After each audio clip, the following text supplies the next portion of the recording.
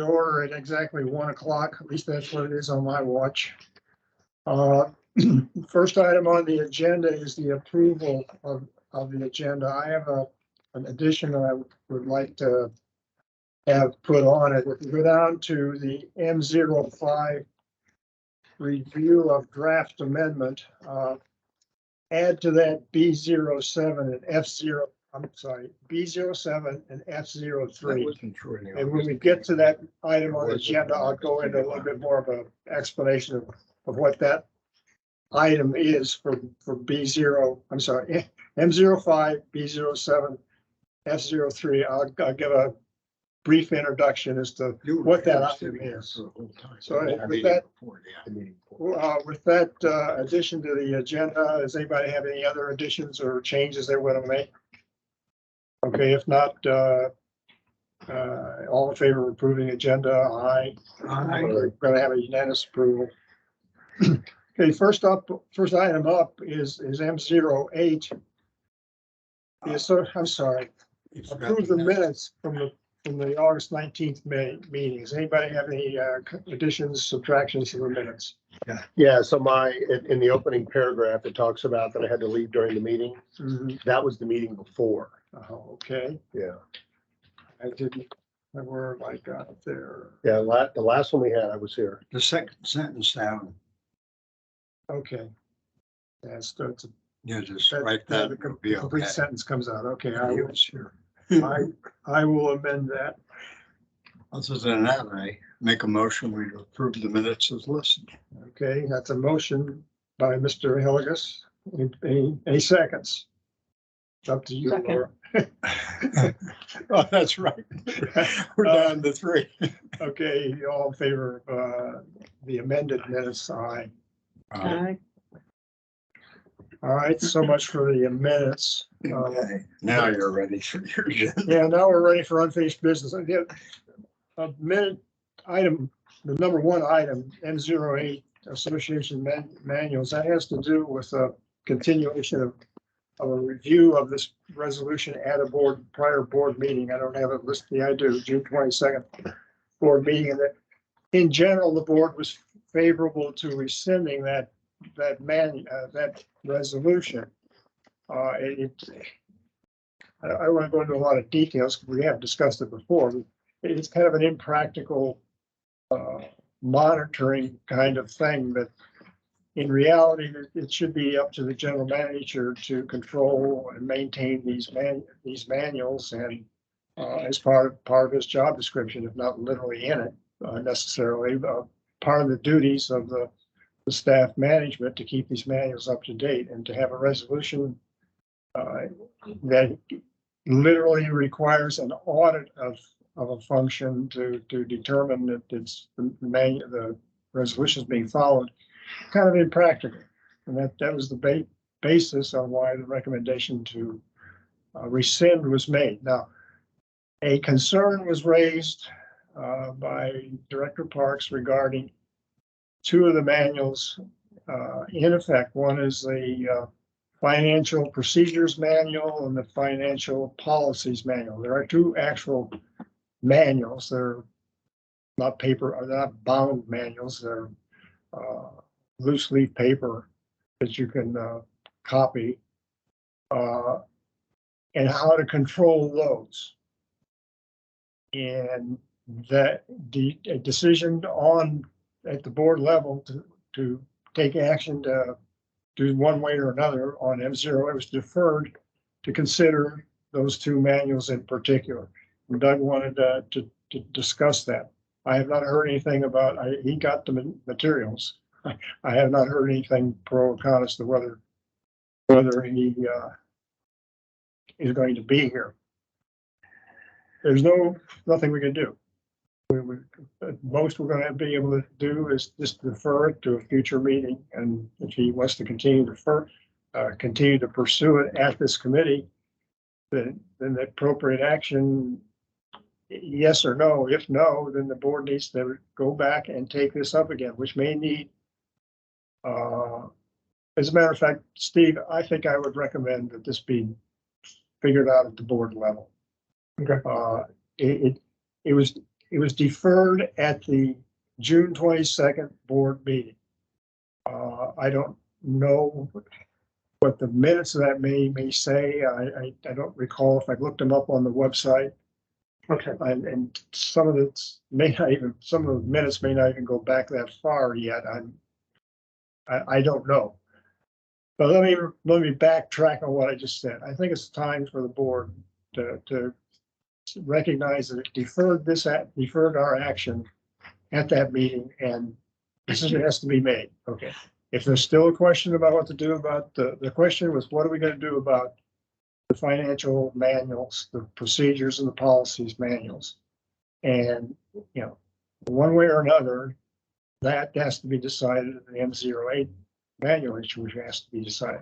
Okay. I don't think I'm speaking out of class here, but I,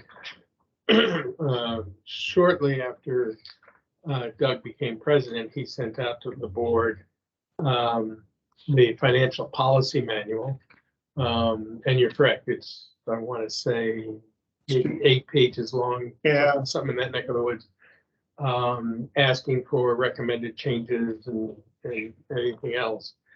You know, I saw a few typos in there. There was one line in there about the treasurer has to be a member of the board, which I believe is incorrect, and and I noted that as well.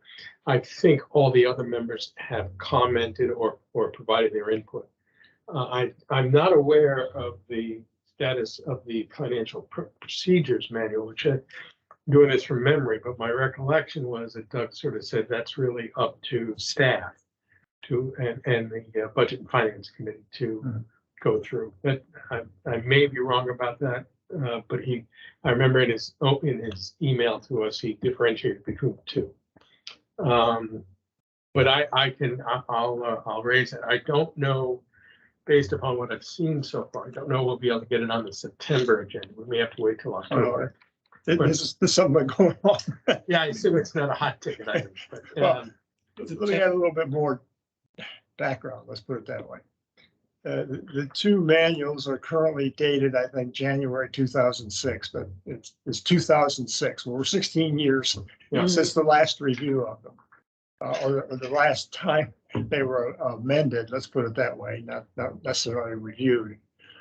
The Budget and Finance Committee, if you go back 2-3 years in their minutes, they have looked at these manuals, and there's been a step in the direction toward the committee actually doing some work on the manual. I'm going to say that's apparently not ever been the case, not been carried through. Let's put it that way. I'm not saying that in a manner of criticism. And this apparently, well, Doug is going out and asking for information or input from the board is an indication that there's not been anything going on. Let's put it that way. Either one, at least an indication. And those two, the status and the need, if any, to amend either or both of the manuals is a separate topic from should we maintain M08.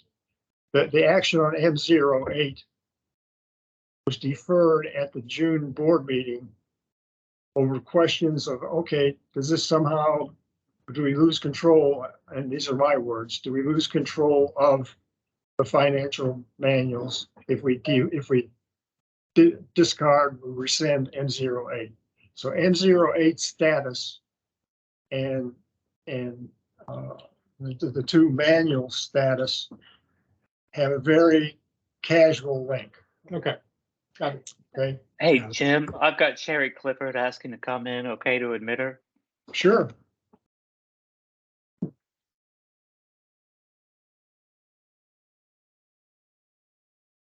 Okay, let's see, we have a guest here. We're into the unfinished business. However, there were no one was here on the meeting for public comments at the time. Is our guest care to make public comments?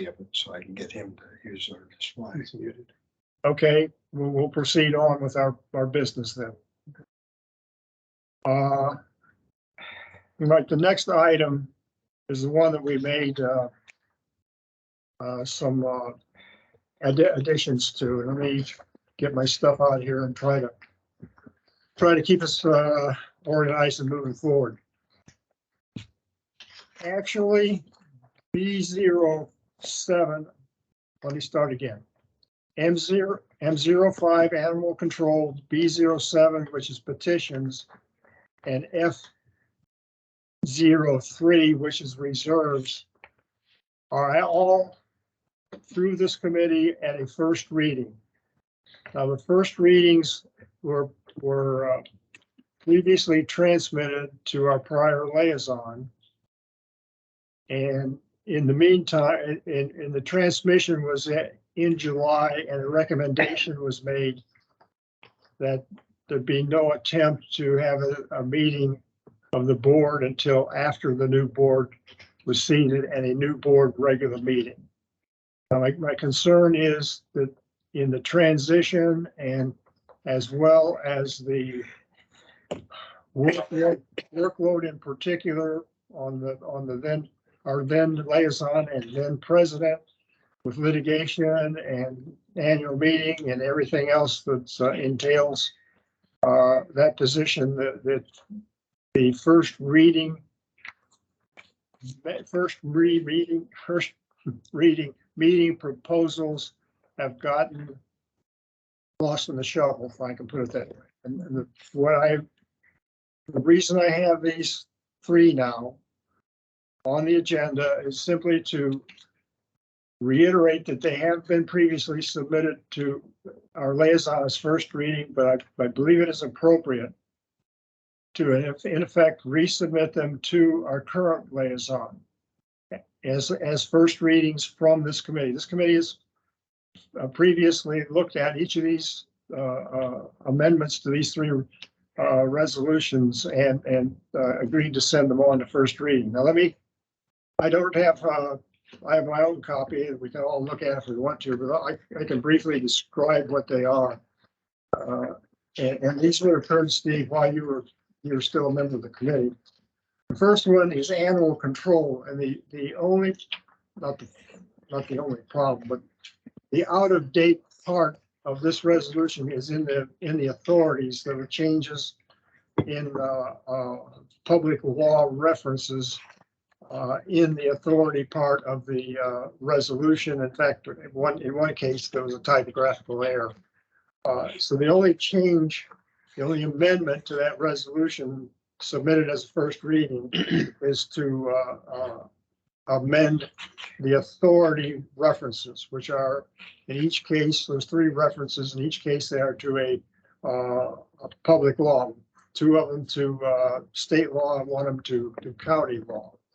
There's a minor change to the purpose. It just says this resolution establishes the policies related to animal control. It doesn't change any of the, doesn't change the content of the resolution at all. It just changes the authority references for the resolution. So again, we did approve this in the first reading, and it did go again, not again, but it did go out to the liaison, but we got to change the liaison. We had new duties and that sort of thing. I think it's appropriate to resend it to our new liaison. Is that, did I come across reasonably clear on that? Okay, if not, let me move on quickly to B07. I'm going to skip these. We're going to go to F03. F03 is entitled financial reserve accounts. If you look in the finance portion of the bylaws, the reserve accounts are to be established by a resolution in the book of resolutions. The way that is done is that the various accounts are listed in resolution F03, and whatever other necessary information is for funding of the accounts is in there, and other information necessary to make use of the accounts and that sort of thing. There is no change in F03 other than to add a drainage reserve. The reason for that is, and it goes back a year and a half to 2 years, the drainage reserve was taken out of maintenance, part of maintenance reserve, and a new reserve, drainage reserve fund started showing up. If you go back and see general manager's reports, you'll see the status of a drainage fund, drainage reserve fund. It's never been picked up in the F03 resolution. I don't have the date in front of me. I didn't bring the information there. This resolution amendment was before the board some time ago, along with 2 or 3 other resolution amendments. And for whatever reason, and I don't have the date, you could go back and look at the board meeting at when that occurred. And again, you have to go back a year and a half or so. This has been going on for a year and a half, 2 years now. When it came to this resolution amendment, for some reason, there was confusion as to what was being considered. The board thought that this wasn't necessary because they'd done something else, and the meeting was over. Well, if you look on the book of resolutions, you do not have a drainage fund in F03. This corrects that. This is a restart from scratch of a first reading again. Now, Jim, this goes back to 11/21/22 when we last discussed it, so that's how long it's. well, it's been before. It's been Before that. Before that, it was a board meeting sometime in 2021. It was in the COVID period, so that may have had something to do with the problem. And let me back up again. What it does, it just simply adds another. It makes a 5th reserve fund called drainage. This reserve is for the maintenance of the association's drainage. That's all it is. Well, it takes out of road maintenance reserve, takes the drainage out of that. So that's lined out. And again, if I didn't make it clear, what I'm proposing to do is send these 3 resolutions to Steve as first readings from the committee. And again, is what it's doing is going back and covering this with the new reserve, with the new liaison. I do not know if our past prior liaison has made any intentions regarding these resolutions. Right, sure. Okay. Just so I'm clear, Jim, you're sending this to me to bring to the board for the board's first reading. Yeah. Okay. Despite the fact that the F03 had been there once. Well, in addition, we've gone across at least one board, and typically a resolution amendment like this, you don't cross first reading to second reading in a new board anyway. So it's first reading. Got it. Can I ask one other question? I just want to make sure I'm reading this correctly. On M05, under 2C, where it says section 10, there should be a space in there, Keith mentioned. 10-6, is that 10-619? Yes, that is. Okay, so the 04 is not meant to be included. It's sort of crossed out. Actually, I think it's 01. It looks like a 4, but it's 01. Yeah. Okay, so it's just 619. That's 619, 10-619. Yeah, you're right. Okay, I just want to make sure I was reading that right. There's a lack of, I can correct that space between section and 10 before I send it to you. Okay. And again, before I forget it, and I'll try to remember when I send them on. These first readings are not urgent. Right. They can be timed as appropriate as necessary for board business.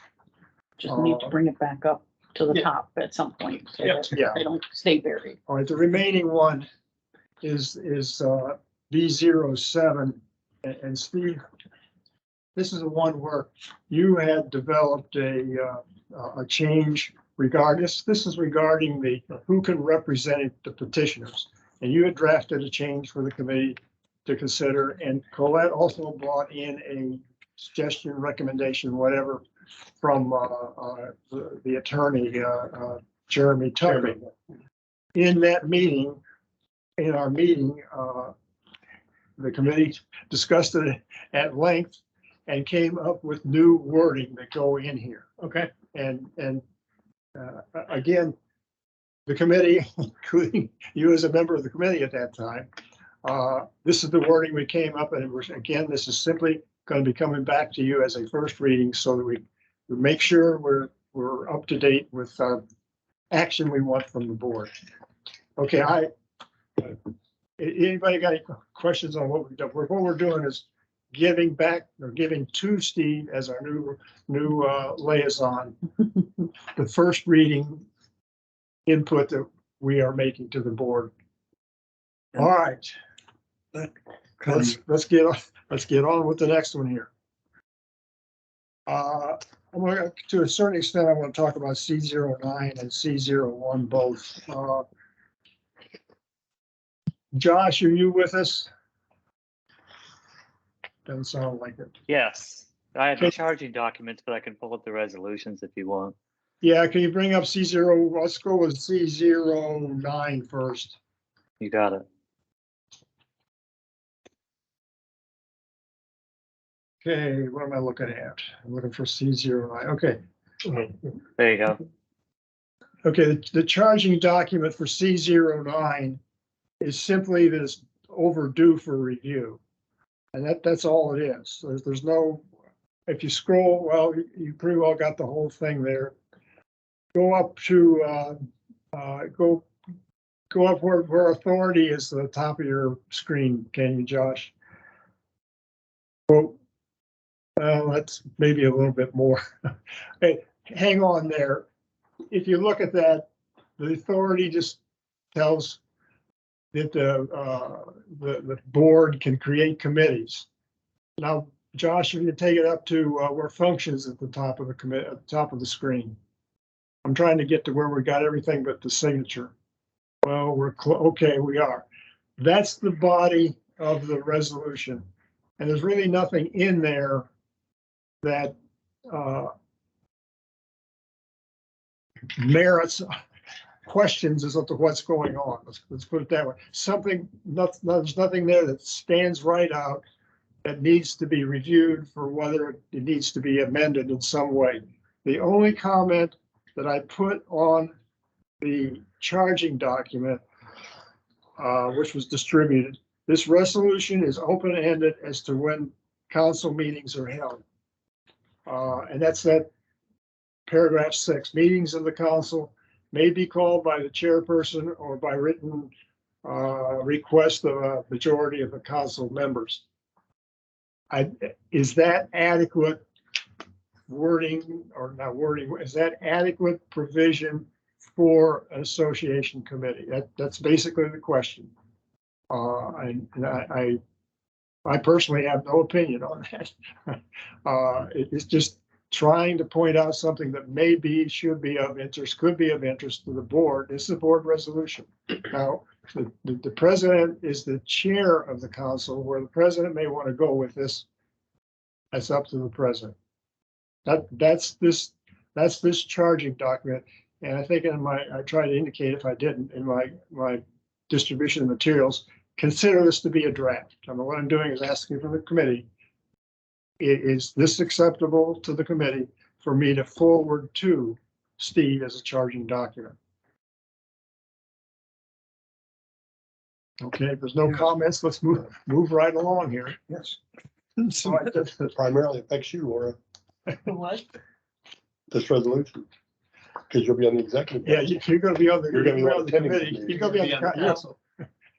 When it's called the next time. I think there's Yes, I a need that. plan to do something sometime in this And coming quarter of 2022. I don't know exactly when. Typically, they are at 6-month intervals. Yeah. well, Typically. So it'd be sometime before the end of the year now. And I neglected, I can add that to that before I said the charging down. Typically, they've been held at 6-month intervals. I'll I think put that that. would be good, yeah. Let me make a note here to remind me. Okay, I got something. All right, Josh, can you put up C01? And I'm gonna I'm gonna propose an addition to the charging document when we get there. Okay, C01. This one is actually due for review this month, so it's not an overdue situation. It's currently due this month.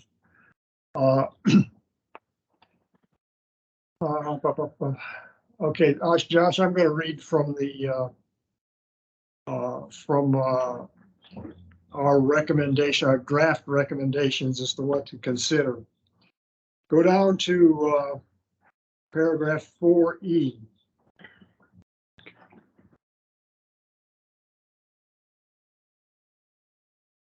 Watching here. Okay. In 4E, it refers to review by the committee chair, but there is no mention in this paragraph of a review by the liaison to the committee. Now, I don't know that we need to, well, some of us do have a copy of review for application form here, but the application form itself has a second endorsement by the board liaison. But there is no mention of the board liaison having any review responsibility in filling the vacancies in this paragraph 4E. I thought that was appropriate to point that out. Well, the only place we call for the liaison to have any participation in this is on the form and to endorse the form before it goes to the board of directors. But the point there is, should we say something about the liaison in the text of the resolution? So has anybody got any comments or question about that? Yeah. Next. Okay, well, let me go to the next. Go now to 4F. That's right. Yeah. there I it got is. the right one. Yeah, okay.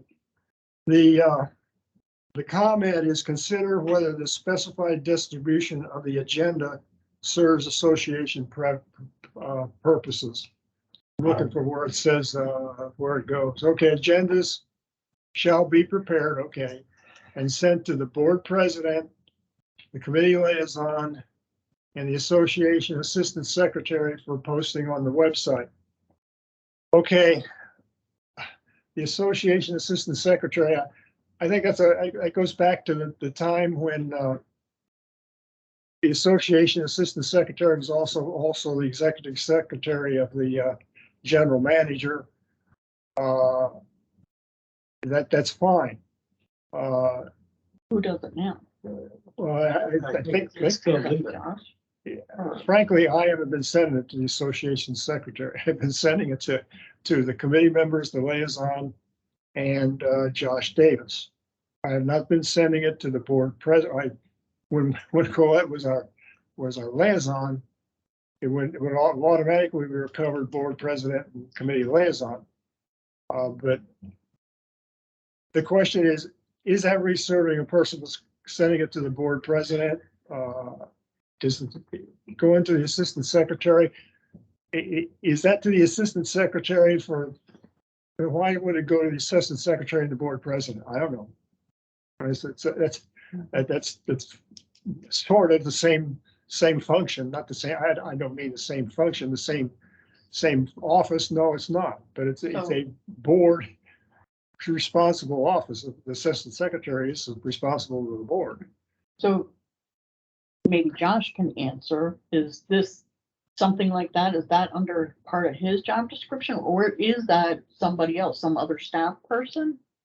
Yeah. You know what I mean? Because if you, Josh wouldn't be any one of those three. right, but that's No, what I'm but- saying, maybe, But I think Josh does the posting. Right, on that's the what I thought. website. Posted on the website. Yeah. So the question is, does it go from either the board president or the assistant secretary to Josh, or does Well, Josh somehow well, just get sending it, automatically? yeah. To me, the real question is it necessary to go anywhere other than on the website, the board liaison, and the committee?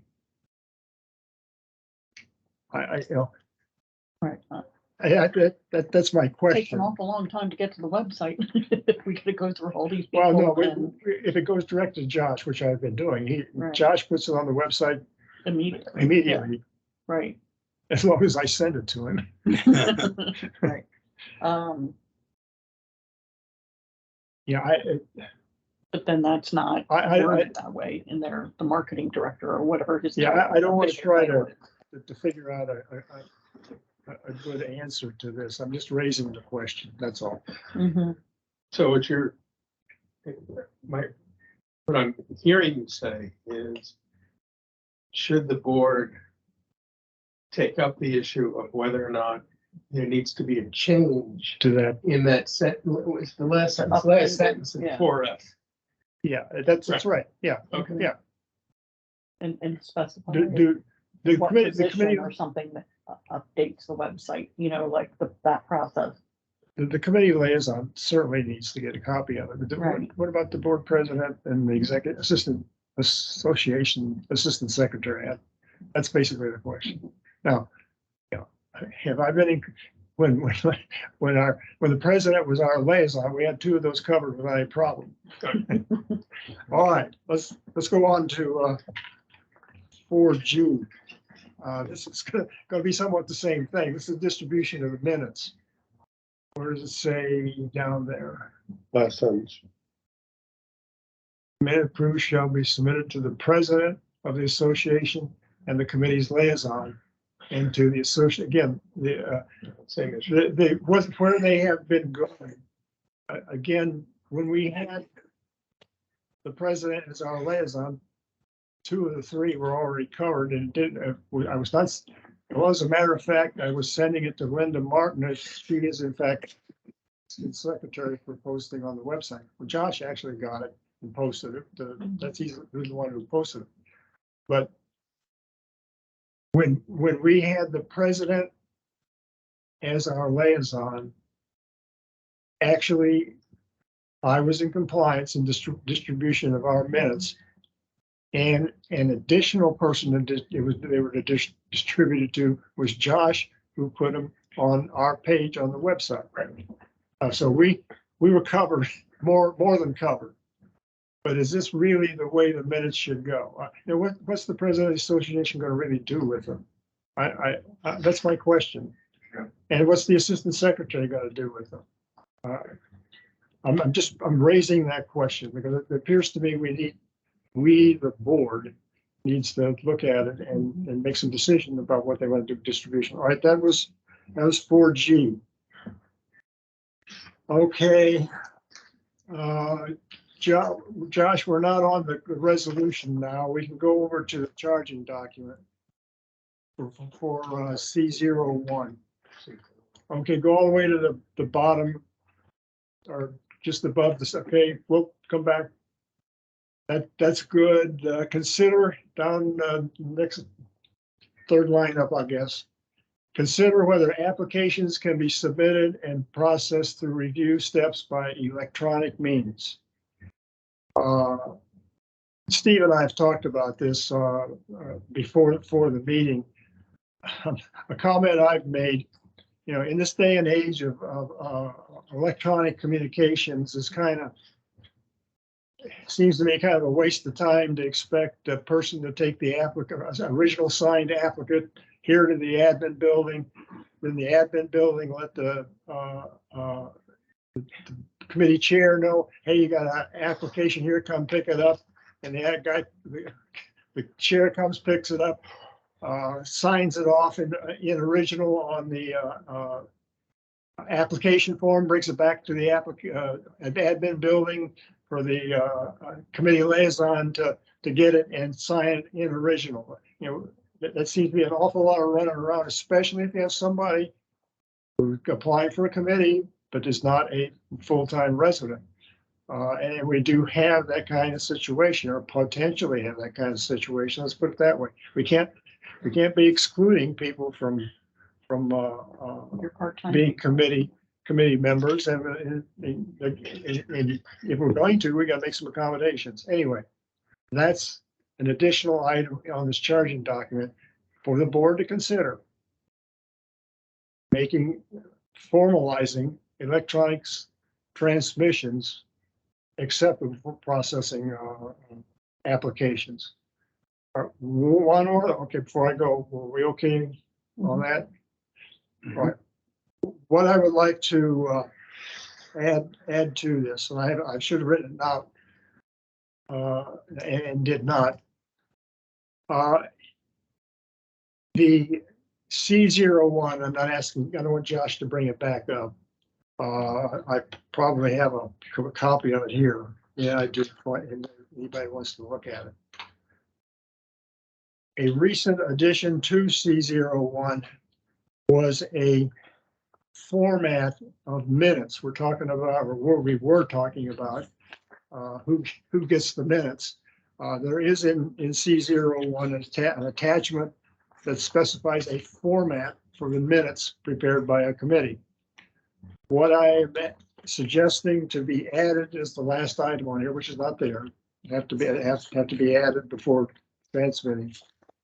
Consideration of adding a format for the minutes of the committee meeting. Add an attachment that specifies, what we have in our minutes or whatever other form the minutes that the board may want to specify. I think that's my insulin pump buzzing, but don't worry about it. Again, let me get back on track here. We have the format for the minutes. I'm suggesting we should also have a format of the agenda. Whether it's the format that we're using or any other committee uses, that's not relevant For the minutes, to the format for the minutes. There's a format for the minutes on there. Oh, okay. Let me hang on. I probably should have asked Josh to stay up with this is the format, and there's text in the body of the resolution that says look at the format for the minute or the minutes when you do your minutes. Mhm. What I'm suggesting is we have another page, another attachment that says the format for the agenda. Okay. Now, I'm gonna probably get off the rails here. Let me tell you why.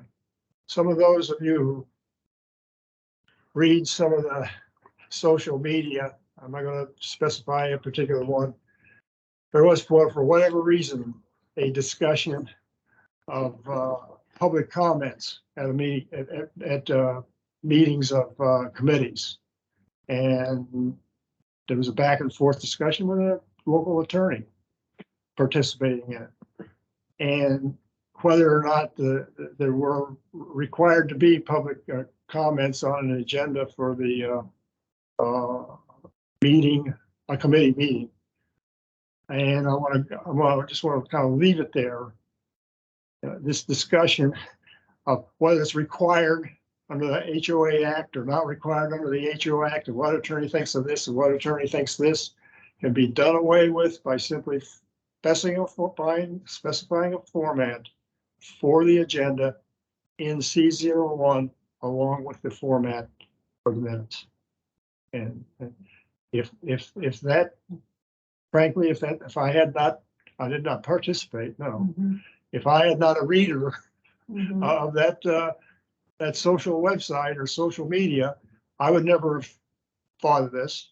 But okay, it's come up, but let's knock that question off the table.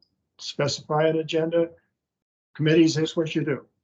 And I would expect it to specify public comments. Let me put it that way. Mhm. Anyhow, that's my proposed addition to this draft. Now I got to put some words in there, but I will faithfully record some words that I think we all understand. Yes. Okay, guys and gals, we're down to the last item of unfinished business. We're going to get to the new business, which is some degree of importance. It's just simply entitled reports. And then there's two parts of this. One is, consider this my last plea as a chair of the board, of the committee, and a member of the committee, we have 3 reports due to the, actually there's 4 reports due to the board. I'm sorry, I'm not reading what I've got here. There's 3. One is the report of the search committee after the search process has been completed and the candidate applications process has been completed. That's a report that comes from the committee to the board. There is an assessments review under F01, I believe it is. I can confirm that in a couple of minutes. That comes to the board, a committee involving various people. And I'd have to get the resolution out to name them. The names are not important, but it controls a financial staff member, a committee member or 2, and other perhaps staff members are supposed to review the assessments policy, in particular, the policy for maintaining assessments up to date to avoid overdue assessments. Let's put it that way. That report is to go to the board. I think it's somewhere after or as of March the 1st. I don't know if it says a specific date after that. That report is to go to the board as well. There is an elections report that is supposed to go to the board. The elections committee has recently submitted a report. You can see it online. The elections committee, over the years of my personal experience, and I've not been an elections committee member, but I've obviously observed activities and been in meetings with them, has for probably decades been rigorous in performing these kinds of tasks. The board never recently the board doesn't recognize receiving it. Goes into the cubby hole, and nobody looks at it. When I say nobody looks at it, it's not apparent in a board meeting that the board has in fact reviewed any of these reports. There may be in fact an assessment report. There may in fact be a search committee report. There's nothing posted on the search committee webpage. I haven't looked at it the last half a dozen days. There in fact may be reports. If there are no reports, no assessment report, there's no search committee report, there need to be reports. Maybe too late this year, right? They're due months ago. So what are you going to do with them now? I don't know. But there is an active elections committee report. Now, that's the end of my monologue on reports going to the board and the board doing something with them, recognized by the community that they're doing something with them, and recognizing to the committees or the committee that prepares whatever it is that yeah, we know you're there and we looked at it. One comment, and this is for future business for the committee. The elections report does identify an M06 issue. That issue has to do with the submittal, or not the submittal, but the opportunity for additional candidates to submit applications. This is when you have a situation that there are less than 2 more than the vacancies. Applications have come in from less than 2 more than the vacancies. Now, let me put that in numbers. This year there were 3 vacancies. 3 vacancies. We had 5 candidates. So you needed at least 3 vacancies plus 2. And we had that amount. So the additional candidates provision didn't come into play. Another way of expressing it, 2 vacancies, you get 3 applications by the due date, you're down 1. You have the bylaws give you an additional period of time for people to come in with the applications beyond the cutoff date in the bylaws. the M06 gives that length of, the bylaws don't say how long that is. So the resolution says by the third Friday in June. The elections committee is saying that if that happens, it didn't happen this time. If that happens, they don't, and somebody waits all the way out to that third Friday in June to submit their application at the end of work days on that day, that puts them really under the gun to finish putting together their materials to go out with the notice of the meeting.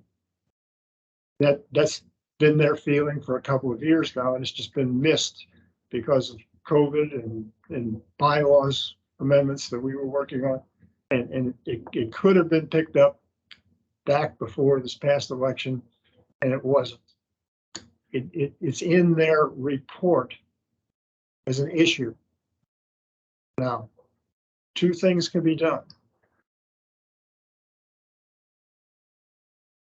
It could be a committee chair to committee chair communication, pointing out to them that issue can be brought to the board themselves by a proposed amendment to M06.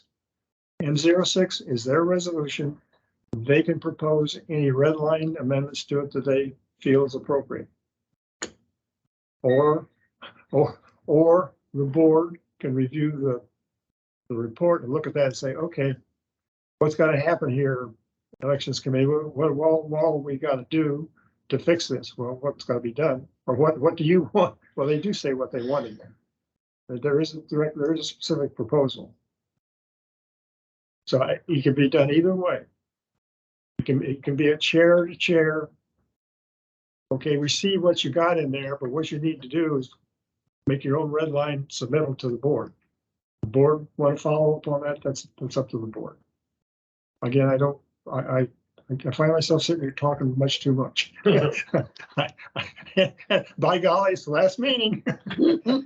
So you're not gonna have the trouble monologues any longer. So just so I'm clear, your suggestion is, well, I said it's two suggestions. Either the board takes it up on its own in response to the report filed by the elections committee, or the chair of the bylaws committee sends a message to the chair of the elections committee saying, this is your resolution. You're free to propose a red line amendment for the board's consideration. Yeah. It would seem to me that would be the cleaner option. Well, That's, there would still be a follow-up, hey, was this ever been taken care of? I think, on the board. Yeah, but I would agree. Frankly, if it was me, I would send an email to Carol and say, on this one, it's your resolution, you propose any red lines, submittals And then on that item or anything else. What we're saying, because it's their It's their task, their M06. right? They're supposed They to. come up with their own red line Correct. option, And it doesn't but have to then come they to would us. just need to submit it The to board. their liaison and the board. Yeah, right? it doesn't come to us. And doesn't need to come to us. That's right, right. Goes to the board first and then It doesn't come back to us until the board Yeah, approves right. it at the first the reading. board If gets the board first reading. rejects it, Can we don't you need to ask us look about it Okay. or tell us, leave you guys alone? Yeah. Not me. But that would, I mean, that's really the clean, straightforward way. Mhm. Okay, all right. Committee wants to change it, go to the board and ask for a change. All right, do we need any more discussion of this agenda item? No. Okay, let's go on to new business. Now we're getting to something. can I just ask one question? Sure. Who is going to contact the elections committee chair? Current chair or the new, soon to be? I would new prefer chair? to be the new chair. Okay. Yeah. Okay. Because the old chair can't follow up. I would have to wait until actually being official, correct? That Well, would be- you- that should be next week. Yeah, Okay. but it wouldn't bother me as on behalf of the committee, bylaws and resolutions committee. We are communicating to you, Gotcha. something like Okay. that. That doesn't seem. Yeah. That's not a problem. So it's not going to offend my sensibilities between now and Saturday. You sure? No, I'm sure. Giving myself a week's vacation. Okay, guys and gals again, gal. I probably should not make references like that. I'm sorry. There is a committee annual report. As a matter of fact, it's in C01, but I don't think we need to get into it. The format is there. Yep. I did in fact get all committee chairs got an email from Doug Parks a couple of days ago. Yep. I could have forwarded it, but it didn't seem to be necessary because we're going to talk about it. It was on the agenda before I got the email anyway. But we're going to talk about it today. So it's just an alert you got to do. You got to report this due by the end of October. It's all the email said. There is in fact a report due by the end of October. The format is on the website. It's on C01.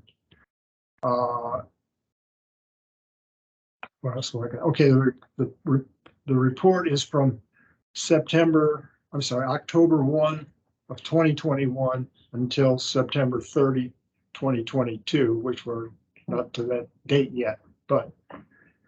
And there's going to be another committee meeting, whatever it is here, October 21, at which the committee can finalize in time to get it there. And I would suggest you may want to exchange ideas on in particular where it says the accomplishment part of the resolution. Did I hand the resolution back there? Yeah, here it is.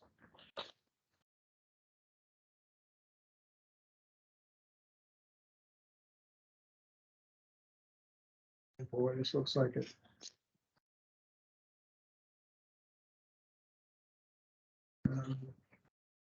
Okay, here it is.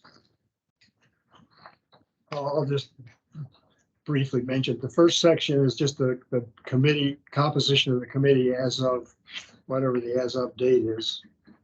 What did I say it was? September 30th. Well, I won't be on the committee on September 30th. So it has the names, the date appointed, and what term they're on. The big thing, or a big thing, will be the summary of major activities during the reporting period. Set that aside for a second. The next one is problems encountered and the assistance required, requests for items to be considered in the next budget. Typically, we don't have anything budgetary considerations, and then recommendations for the board to do something. The item that can be considered, I want to make my own input is the summary of major activities during the reporting period. I can put this in the email myself as well. In the reporting period since last September, or actually 1st of October to the end of this month, we were heavily involved in the bylaws amendment process. We resumed our activities in trying to bring resolutions up to date. And there were resolution actions that have been submitted in this period can be for draft consideration. The board can be listed, and I can tell some of that myself. But the two major activities were the bylaws effort in particular, and the continuation of trying to keep resolutions up to date. Another possible consideration would be that we are now going to Microsoft Teams as well as in-person meeting. And a purpose of the Microsoft Teams has been to give greater access to the meeting to people who may want to see what we're doing, whether they stay on the meeting the whole time or come in once every other meeting or not, it's another story. And committee members that may not be physically present for that meeting. And again, I'll put them in my thoughts in an email to you, Laura. And I'm just kind of mentioning right now that one of the things that can be done, I would suggest be done between now and the next meeting, is get some kind of input from everybody. And what problems were encountered, that's another one. Well, the whole format can be, information can be exchanged between now and the next meeting, so that at the next meeting, you're ready to finalize your report and have it in on time. That's the end of that item for me. Thing that may be helpful if you redistribute our last year's I'll do report. that. Then you can look what we did last year and then what you want to change moving forward. Yeah, That I- gives a continuity. In the past, this, I'm not sure you can copy this in a manner or off the website. I'm not sure that you can copy it in a manner you can start filling in this format.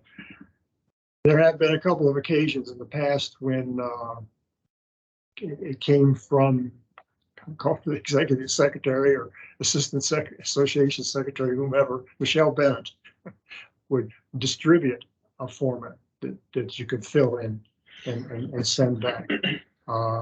And you could take what I distribute, you literally clean out, it'll be Word document, you literally clean out what's there and use that format as well. It made it through the, whatever toll gates there were for last year's review, so it should make it this year. So I'll send my comments and a copy of the last report. Yeah, if you did last year's, you can the format was great. So all you gotta do is just delete the comments and put your new comments in and you got the format all ready to go. You don't have to retype anything. Don't think there's some kind of a major No. difference. It's been Can I good just though. ask I'm just curious, is there a necessity to include, like, Bob's corporate governance spreadsheet or discuss that in some?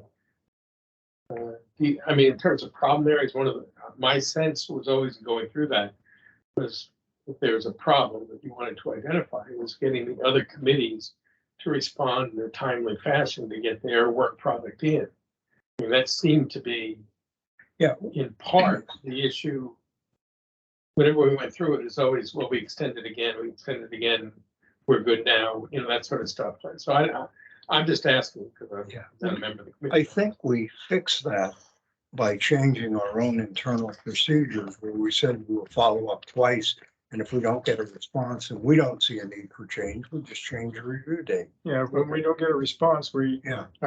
now for the board, that's a different story. Yeah, the board is different because the question I had was at Doug Parks at maybe 2 meetings ago, as a committee or a board member, asked the question why this committee said something over if they didn't see the need for a change. And the answer would really be that it's your resolution. It's not up for us to say it's okay. Right. The board's resolutions are more important than any committee resolution. Right. So So that we don't submit a copy of your spreadsheet with the end of year report, just as an FYI? I don't know if we do or don't. I don't think we have. Get the question again. What was the question again? That chart, Our do we governance submit that document. with the annual report? Just as We just as should. a FYI to the board. I don't think we did last time. There's no reason why it can't be. Yeah, I think it's a good idea. Okay. I mean, in terms of, no, again, as a former member of the committee, no. just in terms of the amount of time the committee took up during our meetings to address those various issues, seemed to me that, although most of it was you, Bob, but I mean, it did seem to be a heavy lift, if you don't mind, from the way I was looking at it. Yeah, there's no reason why it can't be Yeah, attached to it. no. While we're on that subject, what I forgot to do, I brought a disc along for him, but I forgot to print hard copies of the latest document. So we can get out and they can print it here from. Maybe you can stumble through that with my hard copy. I made a hard copy. You did make a hard copy. Well, we can go out and get them reproduced. All right, so. I forgot it and he's gonna be gone. I sent it to Josh, but Josh is leaving at 2 o'clock. Yeah, Okay, we've already left. okay, on the committee annual report, have we, Yeah, okay, we'll leave it at, but give some inputs to Laura and be prepared at the next meeting to have a finalized report that can be sent in. Well, I do have a governance document You do have a Review. copy? I forgot I made the disc and I was gonna run into my printer and I forgot to Let walk me- out the door. I don't think there's gonna need to be a lot of time spent on it, Yeah, because in, it's mostly all board I resolutions. I start at the top with the first resolution, B01, and I'll be doggone. B01 should have been an agenda item along with the M05, B07, F03. There is in fact an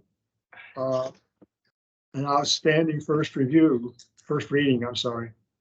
If everybody remembers, this is where we made a draft proposal for the legal review requirement. And I frankly should have had a copy here to talk about that at the same time we talked about the others. And I don't, but we put in some words in the one paragraph under legal review to try and clarify when legal review was required and how and when it had to be, when and where and how it had to be documented.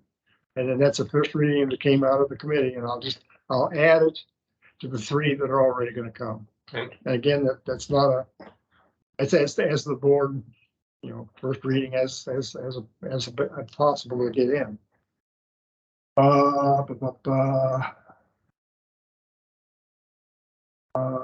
Okay, the next item is something Steve, you and I have already talked about, and that's the status of B03, that first reading of B03. There's a question of what's the addition to the members' meetings virtual. The question there is, did the board actually act on that in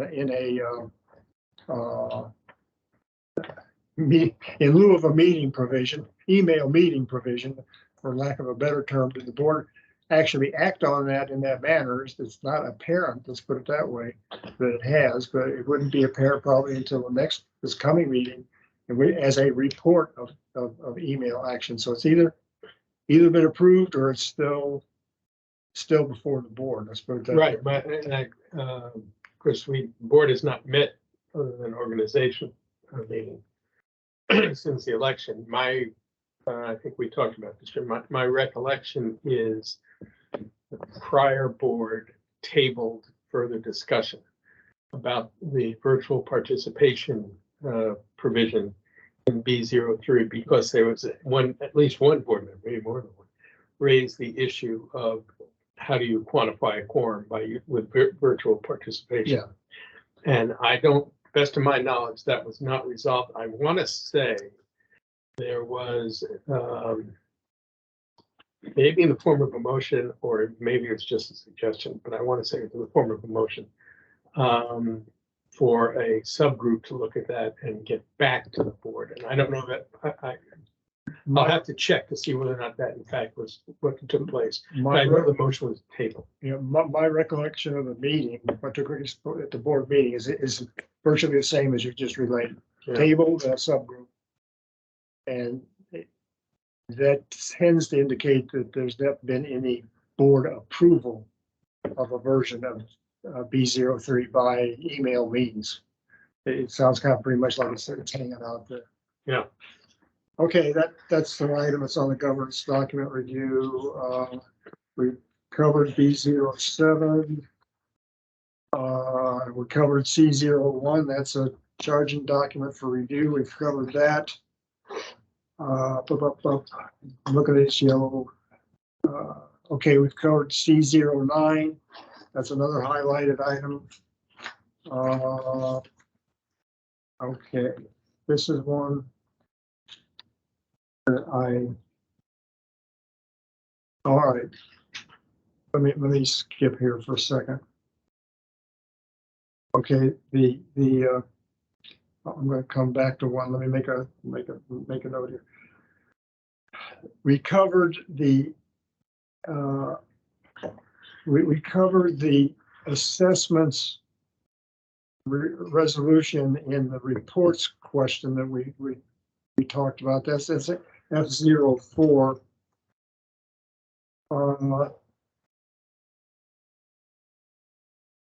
Hang on a second. I'm going to circle that. There's two that I'm going to circle and come back to. All right.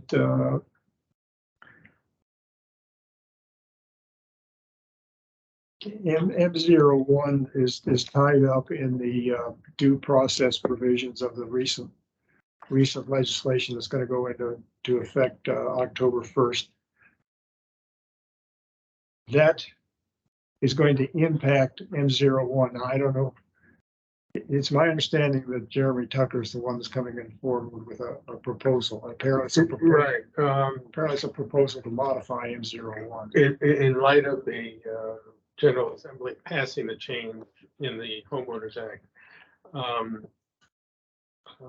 the way it stands now, we sort of swapped a couple of emails back and forth, but the way it stands now is Jeremy is supposed to forward a draft amendment M01 to bring us into compliance with the statute. I haven't gotten it yet, although I suspect Jeremy's been tied up doing a couple of other things. Well, okay, that's, we don't need to get into any details on that at all. Something that should not be forgotten, though, is that there's an outstanding charging document that points out a number of other completely unrelated provisions in M01, or maybe not. I'm confusing that with. I'm sorry, I'm confusing that with M02. Forget that. M02 with the change. M01 on here is going to change. The board's going to change something. Right. That's the point there. There's nothing that needs to be done by us here. M02,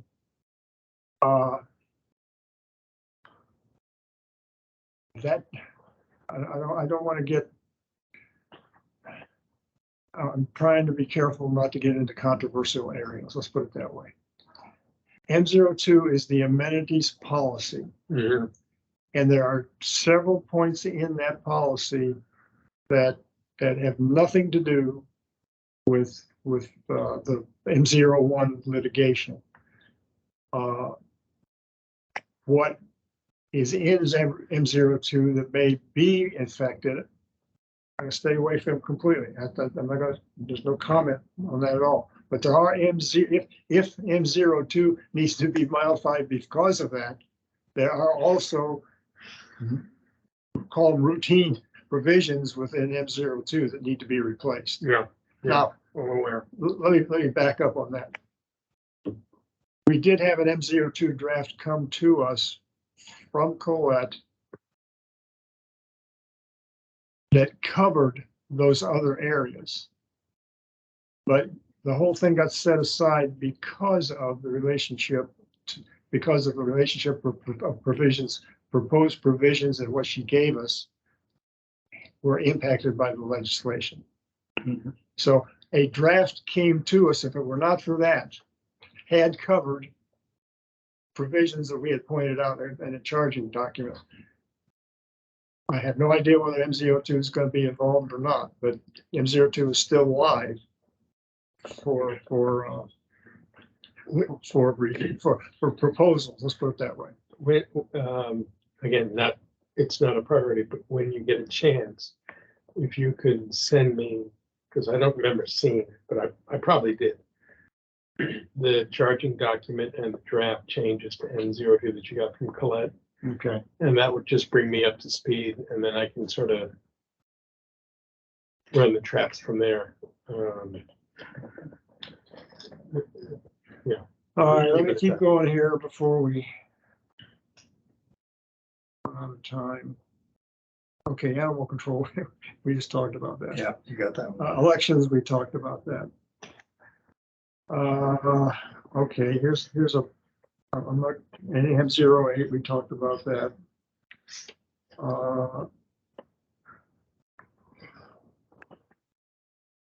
Hang on, let me, yeah, okay, we talked about M06, M07. All right, M07.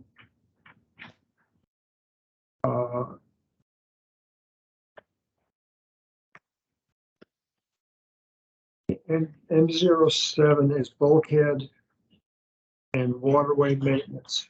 And they were gonna let us know what the charging document, right? Yeah. there were questions, the board in fact reviewed M07 at a meeting. And the questions that were raised, two categories of questions that were raised. One was that this talks about, and I don't have a copy of the resolution in front of me, of course. There are provisions in the resolution regarding canal depth. And okay, what's happening with regard to canal depth? I can't say it any differently than that, but there are provisions in there about canal depth considerations, whether there may even be exact depth measurements. I'm not sure now. But the canal depth provisions were in question, or needed to be verified, that the language that was in there was good or current, let me phrase it that way. The other, and frankly, this is something I raised, that there had not been communicated to the board, is that M07 includes a number of provisions in which a bulkheaded owner with a dock has to do what that owner has to do when the bulkhead's replaced. Their responsibilities regarding their watercraft access, docking, whatever the proper terminology is. I'm not a boat owner. And my comment was, you know, this kind of provision, what they got to do, it really belongs in the ARC guidelines. That's my feeling, or down in Snow Hill and the HOA depository. Well, in the meantime, that resolution has been put in the depository. So that takes care of my, oh, by the way, comment. But the canal depth issues with regard to M07 are still out there. At the last meeting, a question arose on this with Colette, and she was uncertain as to whether something had been put in the school. I keep want to say school book depository. That dates me for sure. And she did confirm that in fact that resolution is in the HOA depository along with the most recent bylaws. But that doesn't answer the canal depth issue. So the M0 notation on here, M07 shouldn't be deleted yet. It's still under review. Should be still under review. I somewhere in here I brought along with all of the at least I thought I did all of the There was a question on the boat lift, Jim, as to whether they were going to refer that to the Marine Activity Committee yeah. or the Environmental Natural Resource, because both of them are controlled by the state of Maryland and the heck is the other, the federal Corps of Engineers. the Corps of Engineers. Because in the state of Maryland, to do any work on a boat lift or marine activity requires a licensed contractor by the state of Maryland to do that kind of work. Now, once the work is done and the owner has approval for it, the owner can do his own modifications.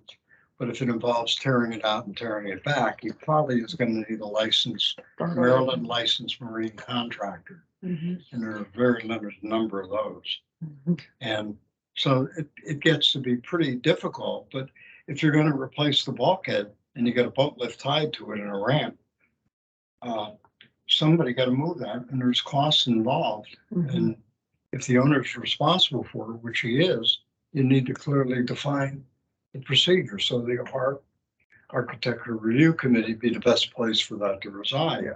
That was my thinking too. Because it's a cost that the owner has to incur, and it should be clearly. I actually thought that this was a matter that was covered within the DRs, that each of the separate sections addressed where they had bulkhead properties. Now, I guess some, not all of them do. Right. But I always, the reason I remember that is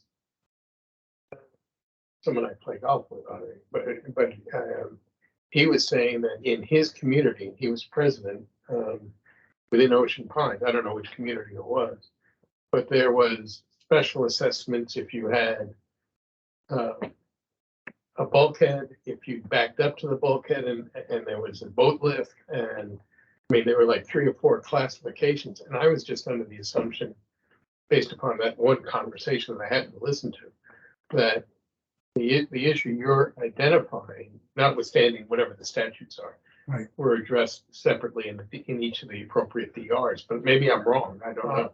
Steve, the only thing I recall is that the DRs establish who's responsible for maintaining the bulkheads.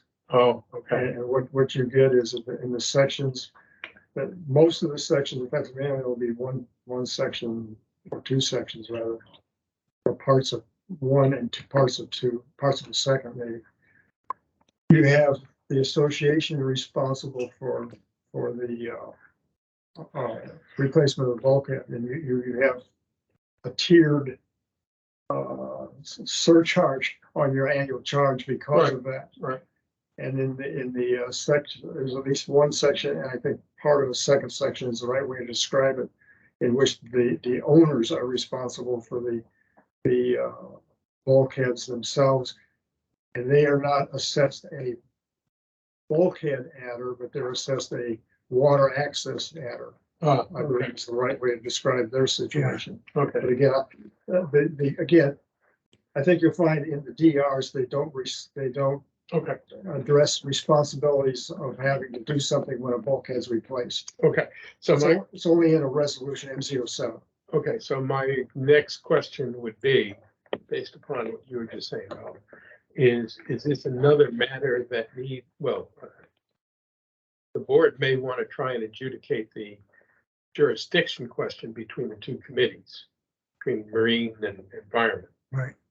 But my question to you folks is this similar to the elections committee, where a message from our chair to those 2 committees saying, you need to address this issue, one of you, so one or both of you? I would say no, because the resolution we're talking about a specific resolution that's the board's responsibility. Okay, that's okay. Because there's a good example would be, if you're familiar with Marina Village and Pines Point Marina. Yeah. There are 2 separate developments developed by the same. Marina Village is responsible for the bulkhead right along their side.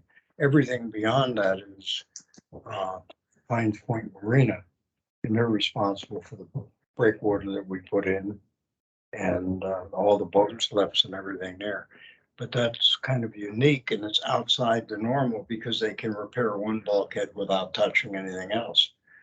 But if the normal area, and my understanding is there's some areas in the DR where the bulkhead maintenance is covered, which is what Jim described. Right. And there's others where it's not covered. Right. You know, I have water access, but I'm not paying either, because I'm on a natural creek that comes in from Manklin Creek into what's called the no-name gut, and spent my 5 years fighting with the state of Maryland over whether what I had was legal or not. Yeah.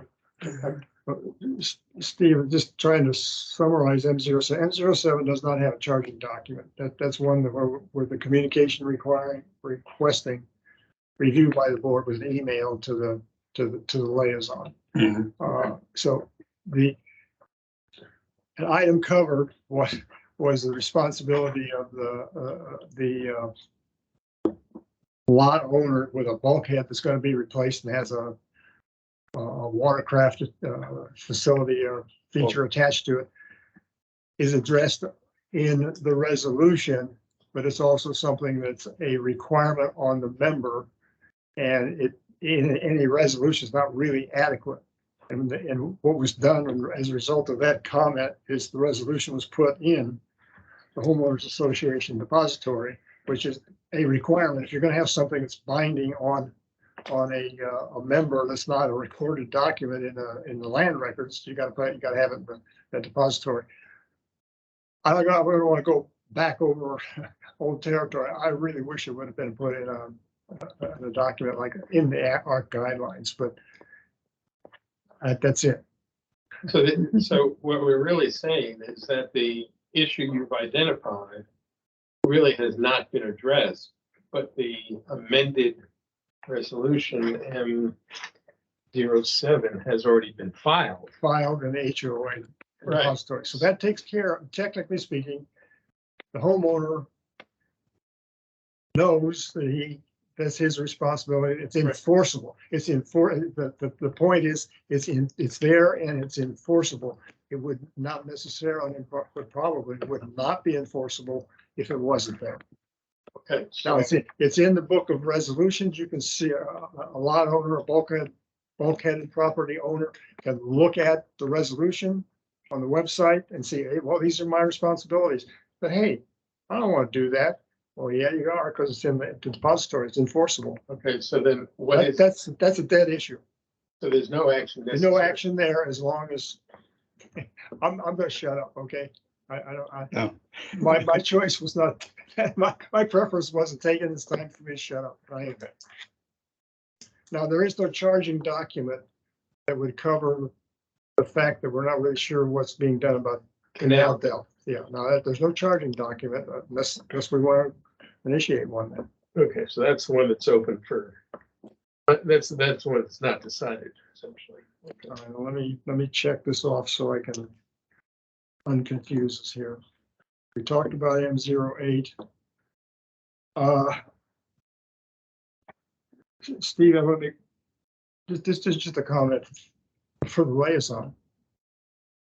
M08 is the search committee resolution. I'm sorry, M09. M09 is the search committee resolution. We made bylaws changes that affect that resolution. And I don't think it's necessary to say anymore. Then somebody, and it really should be the search committee, although the search committee sort of disappears after the search process. Yeah. The- Searching for temporary committee. that search committee resolution needs to be, should be reviewed in light of the new bylaws bylaws amendments pertaining to the search process, as well as who can be a candidate, because there's who can be a candidate items on that form, the application form, that are now in the bylaws, or may not be in the bylaws, or on the form, vice versa. But am I right that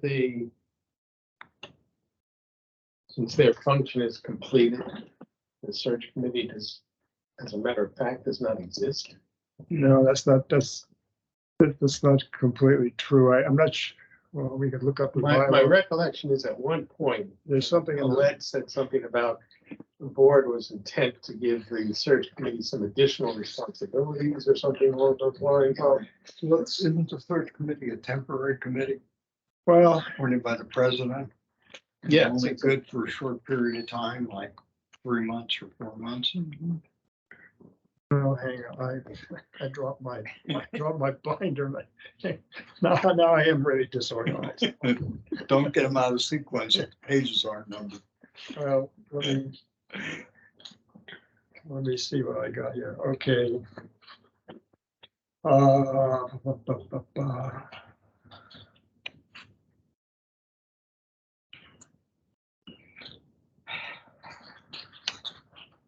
Search committee. For the record, that we're in section 5.02B. Yes, B.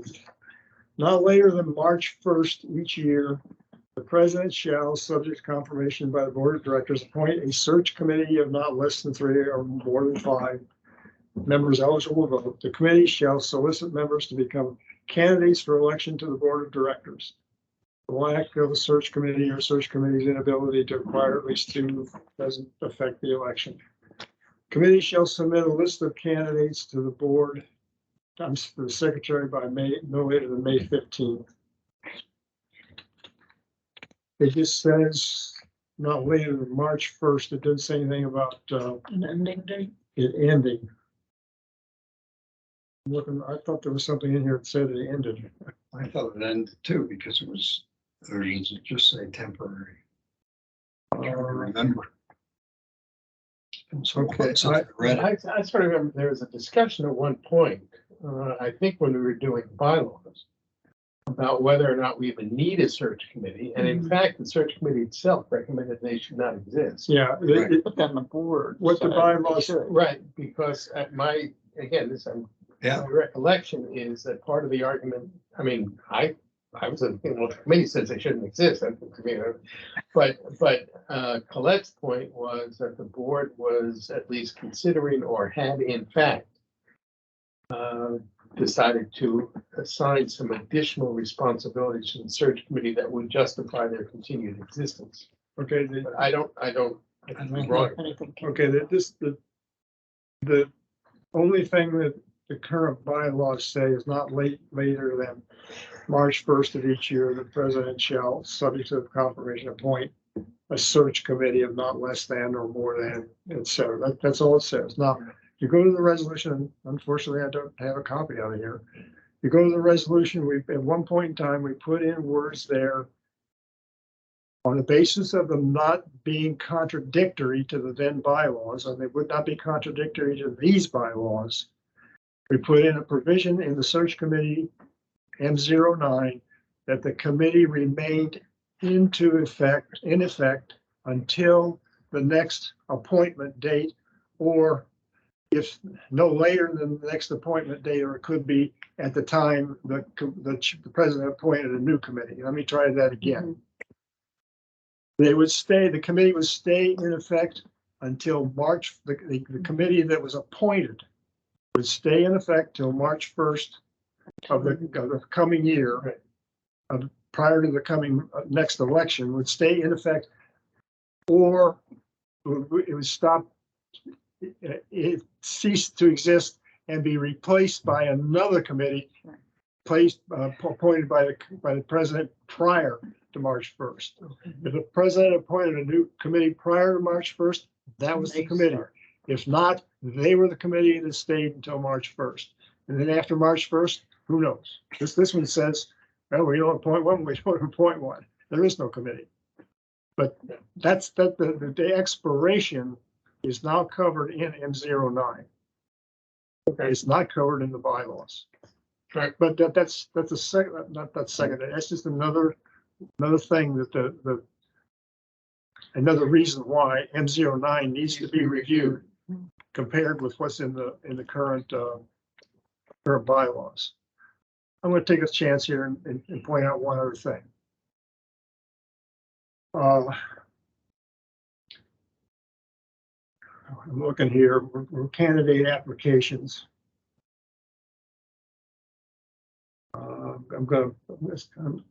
It's going to take me a couple of seconds to figure this out.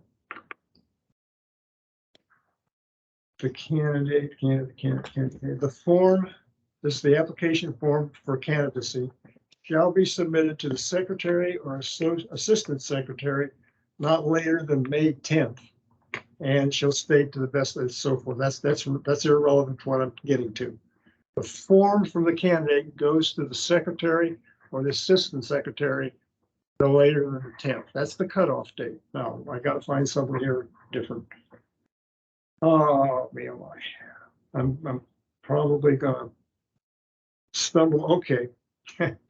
Now that's paragraph C, candidate application to the secretary or assistant secretary, May 10th. Now back up in the second search committee paragraph. The last sentence says, the search committee shall submit a list of candidates to the secretary not later than May 15th. Completely inconsistent with the form going to the secretary by the 10th. That provision was intended to not be in the bylaws, but it was. Which provision are we The talking about? last sentence. The search The committee. search committee shall submit a list by May 15th. Should not have been in the bylaws, but it was. I don't want to go over dirty laundry. This is my last meeting, and we're getting close to the end. Quit looking at your watch. Well, I do have, Your watch doesn't show days. there's some stuff at home. You got hours left. We're not getting close yet, but we're getting close. Yes, you are. Steve, I bring that up simply because it's, Yeah, the search committee had, the search committee should never have handled Mhm. in the early, before. Yeah. Should never have hands on, for, applications, but it was in the bylaws. That was in the bylaws, right, the old bylaws. It Right. should never have been there. It was not intended to be here. right, right. And I would, you know, I've debated to myself, talked to the wall when I bring it up. I said, you got to, because it's going to come. It should come up sometime next year. It should come up. Yep. Anyhow, let me get back to the governance document, because we missed a couple of things. I don't want us to be. I'm gonna have to put all this together. All right, I got to go back to where I drawn a couple of circles. Well, at least I can go back to the video and record it.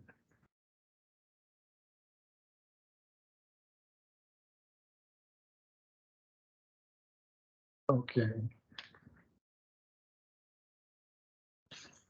Let's give me a second. This is my stack of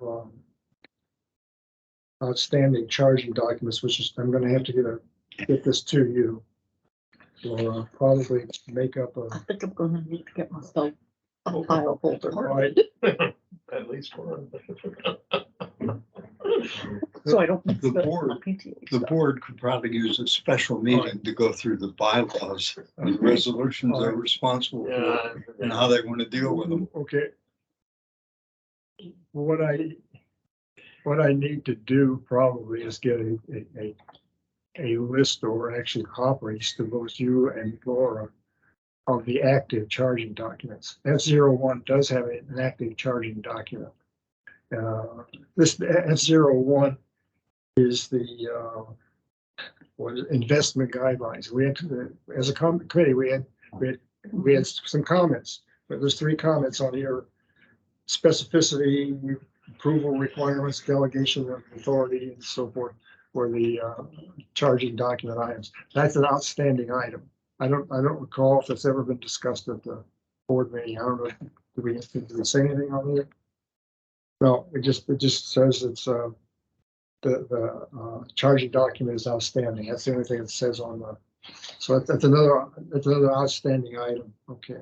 I can go back and look at the earlier ones because some of those were getting pretty long, so you chop the earlier Yeah. sections out.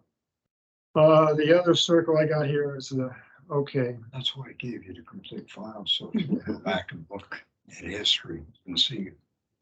The other one is F04. That's also related to the report. That's F04 is the one that has the report. Okay, there's also an outstanding charging document on that. I'm sorry, I didn't print that out. Okay. Right, the only discussion item on the charging document is number 1, it was due for review May of this year. So the resolution itself is due for review. The discussion item is that I'm not gonna read the whole item. Paragraph 3.8.6 requires an assessment review report to the board. There's no indication of the board having received the report this year. That's another charging document. This one was dated June 17th. That's the F0. report, the assessments review report, that it's not clear the report was ever filed with the board. that we Yeah, talked about that's earlier. right. Yeah, yeah. And I'm sorry, tell me the resolution number again, F0. F04. Thanks. And that's one of those reports that the report itself can be a review of the resolution. What you're doing is looking through what that report is telling you to do, or is doing, is reviewing what you're doing, and what you're doing is what's in the resolution. And if it's good or not good, then do we need to make changes? So And the same thing with the search committee report. The same thing can be with the elections report. Right. In there, that should be a review of the resolution that you're working to and action or no action to be taken on. All right. I'm gonna have to sort out some of this stuff when I get back and hopefully I won't miss something. Anybody got anything else? Okay, I don't have any concluding remarks here. I will say a word or two. This is my last meeting as the chairman of the committee for sure. Member, whatever. We'll see what transpires on that. You know, there's been the high points and the low points and the sideways points and everything in between. The last, call it 18 months, if I can put it that way. This committee, Steve, of course, no longer on the committee, as of a couple of weeks or a month or so ago. I said, I think publicly before, this committee has been the most productive one in it's now 12 years. It's for the first time in probably many, many years, it's the first big committee that had the full five members on it. And the diversity and the capacity and capability of the committee is higher than it's ever been, as far as I'm concerned. More productive and a lot of hard work, in particular on this group of people in the last, we'll call it 18 months, through the bylaws in particular. I think we did an effective and good, useful job for the association. And my time has come. It's time for me to step aside. I'm glad to have served with all you guys, and I'm not leaving town. As I said before, you might have to burn the woods and sift the ashes to find me. I should still be around anyway. Thanks to all. If there's no further business, I'm going to say we're adjourned unanimously at 2:38. And hit the off button for us. That one hurts.